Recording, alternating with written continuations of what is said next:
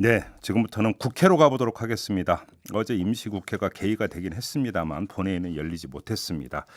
더불어민주당이 일단 어제 본회의는 열지 않는다 이렇게 밝혔고요. 페트 법안 뭔가 막바지 협상이 진행이 되고 있다 이런 소식이 함께 전해지기도 했는데 사실은 본 게임은 지금부터다. 그 누구도 여기에 이견을 달지 않고 있는데요. 어떻게 처리가 되는 건지 지금부터 2부와 3부에 걸쳐서 여야 원내 대변인 차례로 연결해서 입장 들어보겠습니다. 자, 먼저 더불어민주당 원내 대변인을 맡고 있는 정춘숙 의원 연결합니다. 의원님 나와 계시죠? 네, 안녕하십니까. 네. 정춘숙입니다. 조금 전에 이제 제가 어제 본회의가 열리지 않은 이유를 전해드렸는데요. 맞는 이유입니까, 의원님?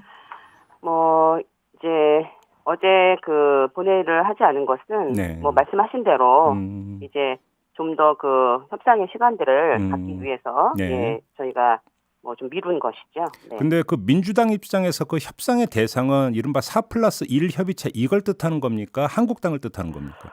4+1 협의체도 이제 마무리 정리를 하는 것이고요. 네. 또 한 가지는 말씀하신 대로 자유한국당과의 협상의 가능성을 좀 더 높이기 위해서 예, 문을 더 열기 위해서 좀 기회를 열고 있는 거죠. 시간을요. 예, 그러니까 단도직입적으로 좀 여쭤보고 싶은데 지금 자유한국당과 선거법 개정안에 대해서 마지막 협상을 지금 타진하고 있다. 결국은 연동률을 조정하는 선에서 자유한국당과 막판 그 극적인 합의 가능성을 타진하고 있다. 민주당이 이런 이야기들이 나오고 있는데 맞습니까? 그거는 지금 공식적으로 확인을 그렇게 되어 있는 건 아니고요. 현재까지는. 예. 근데 이제 그 선거법이라고 하는 것이 선거의 룰을 정하는 문제이기 때문에 자유한국당, 제1야당인 자유한국당과 함께 해야겠다라는 생각이 아주 처음부터 있었습니다. 그렇기 때문에 지금 계속 얘기를 하고 있는데 현재까지 공식적으로 저희한테 제의된 거는 270석 지역구 이 외에는 지금 현재 다른 얘기는 없어서 여러 가지 접촉을 하시고 계신 걸로는 알고 있습니다만 현재로서는 변함은 없는 것 같습니다. 어제 심상정 정의당 대표가 어떤 이야기를 했냐면 더불어민주당을 향해서 의석 몇 개 연연하면 안 된다라는 요지의 발언을 했어요. 일종의 경고성 발언을 했고 또 그전 며칠 전에 바른미래당의 손학규 대표는 그 연동률 40%는 꼼수다. 또 이런 식으로 선제적으로 발언을 한 바도 있습니다. 그래서 지금 나오는 추측이 더불어민주당이 연동률을 40%로 조정하는 선에서 한국당하고 합의를 끌어내려고 하는 거 아니냐라는 지금은 그 추측이 계속 나오고 있는데요. 네네. 확인해 주실 수 있습니까? 네, 그거는 그렇지 않습니다. 그 선거 제도라고 하는 것이 지금 이미 4+1도 그렇지만 그래도 다른 국민들 보시기에도 저 정도면 좀 적합하겠다, 상식적이다라고 하는 측면들을 더 저희가 강조하기 위해서 여러 가지 그 방안들을 찾고 있는 것이기 때문에 그렇게 얘기하시는 건 좀 과하신 것 같습니다. 아, 그건 아니다. 아무튼 마지막에 여야가 모두가 합의를 본다면 그건 바람직하긴 하겠죠. 그런데 최대한 그렇게 노력하는 겁니다, 지금. 근데 이렇게 되기 위해서는 선거법만 있는 게 아니라 공수처 설치 법안도 있고요. 검경 수사권 조정 법안도 있지 않습니까? 이것도 예를 들어서 협상을 위해서 일정하게 손을 댈 수 있다라고 하는 게 민주당의 입장입니까? 일단은 지금 저희가 이제 이 세 가지의 실무 단위들이 돌아가고 있고요. 그래서 아주 구체적이고 미세한 부분들은 그 안에서 진행이 되고 있습니다. 그렇지만은 예를 들면은 공수처법 같은 경우는 국민의 거의 대다수가 다 찬성을 하고 계시고, 지난 여러 검사 관련한 사건들, 김학의 사건이라든지 이런 걸 봐도 공수처가 왜 필요한지를 알기 때문에 실제로 거의 저희가 생각하고 있는 안들로 진행돼야 되지 않나 이런 생각을 좀 하고요. 또 한 가지는 지금 검경 수사권 조정 같은 경우는 이미 저희 이제 당대표께서도 얘기를 하셨지만 공식적인 석상에서 검찰에서 이 검찰 개혁과 관련해서 굉장한 로비와 여러 가지 작업이 있습니다. 그래서 이 부분들이 사실은 우리가 그동안에 본 것처럼 기소 편의주의, 기소 독점주의 이런 것들로 인해서 또 여러 가지 그 인권 침해라든지 문제가 있기 때문에 이 내용들이 충분하게 기존의 문제들이 반영이 되어서 바뀐 이런 형사소송법이 좀 정리가 돼야 되는 거죠. 예. 그 지금 보도에 따르면 그 검찰 간부가 그러니까 뭐 바른미래당이라든지 민주평화당 야당 의원들을 접촉을 하고 있다 이런 보도가 나왔고 네. 그 보도 뒤에 이해찬 민주당 대표는 자꾸 이런 식으로 하면 실명을 공개하겠다고 아예 그러니까 대놓고 공개 그러니까 경고성 발언까지 했는데요. 네. 그러면 궁금한 건 검찰 간부를 만난 야당 의원들은 혹시 태도가 흔들리고 있습니까? 바뀌고 있습니까? 뭐 그런 면이 없지 않죠. 그래서 있습니까? 좀 뭐 그렇다기보다는 검찰을 만나서 그렇다기보다는 여러 가지 우려의 부분들. 그래서 이게 그 형사소송법이라고 하는 이 그 실체법들이 절차법들이 잘 진행이 돼야 되는데 이게 가능하겠냐 뭐 이런 것들을 계속 검토와 여러 가지 의견을 얘기를 주고 계신데 저희가 볼 때는 이 검경 수사권을 이번에 조정하지 않으면 언제 조정하겠나 이런 부분도 굉장히 많고요. 사실은 검찰의 이런 조직적인 어떤 뭐 작업들, 저항 혹은 뭐 이런 로비 이런 게 충분히 우리가 예상이 됐던 부분이 있기 때문에 이 부분은 뭐 원래대로 원래 이 법이 이 여러 팩트법들이 상정된 그 취지대로 진행이 돼야 된다고 봅니다. 원안 그대로 가야 된다라고 하는 게 민주당의 입장이다 이렇게 이해를 하면 되는 거죠, 의원님? 네네. 알겠습니다. 지금 보도를 보니까 민주당이 지금 원내 전략은 13일 내일 이 법안을 상정을 하고 16일에 처리하는 이런 일정을 짜고 있다는 보도가 나오고 있던데 네네. 맞습니까? 뭐 대략 그렇습니다만 이제 뭐 아시는 대로 이 일정이라고 하는 것도 상당히 유동적이기 때문에 물론 그렇죠. 네네 확정할 수 없습니다만 대략은 뭐 그런 정도로 생각을 하고 있습니다. 그러면 대략 13일 내일 그 본회의에 상정할 예정이라고 한다면 협상 시한은 오늘까지다 이렇게 해석을 해야 되겠네요.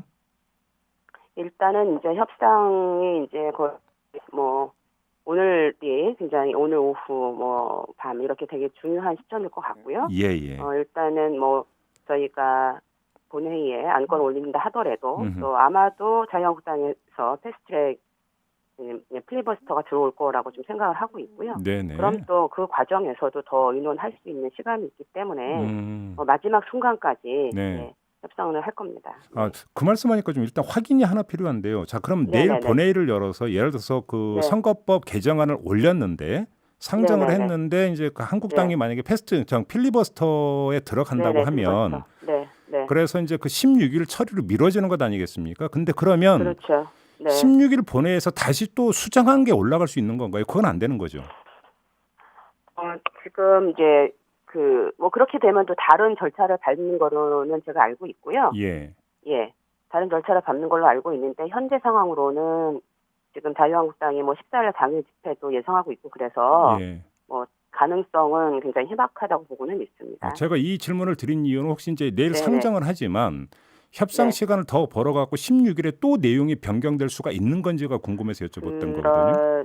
뭐 그럴 가능성을 좀 생각을 하는 건데 그거는 좀 아직은 얘기하기가 좀 어려운 것 같습니다. 이건 아주 세밀한 원내 전략입니까, 의원님? 알겠습니다. 근데 아무튼 국회법상으로는 그럴 수 있는 여지가 있어요, 그러면 절차상? 그러니까 뭐 그게 여러 가지 설이 있는데요. 뭐 할 수 있다고도 하고 할 수 없다고도 하고 그럼 다시 다 해야 되는 거냐 이런 얘기도 하고 있습니다만은 뭐 일단은 제가 말씀드린 거 전체적인 틀로는 뭐 올리기 직전이라도 뭐 협상할 수 있는 거 아니냐 이런 부분도 좀 생각을 하고 있다 이런 말씀 드리는 거죠. 알겠습니다. 이제 세밀한 전략이니까 더 이상 여쭤보지 않도록 하겠고요. 자유한국당이 어제부터 로텐도홀에서 농성에 들어갔습니다. 이건 어떻게 평가하십니까? 알고 있습니다. 저는 지금은 농성할 때가 아니라고 보거든요. 그러니까 자유한국당에서도 그동안의 일들을 쭉 돌아보시면 그 장외 집회 여러 번 했습니다만 지금 그래서 결과적으로 자유한국당이 얻은 것은 낮은 지지율이 계속 떨어지고 있는 수준이거든요.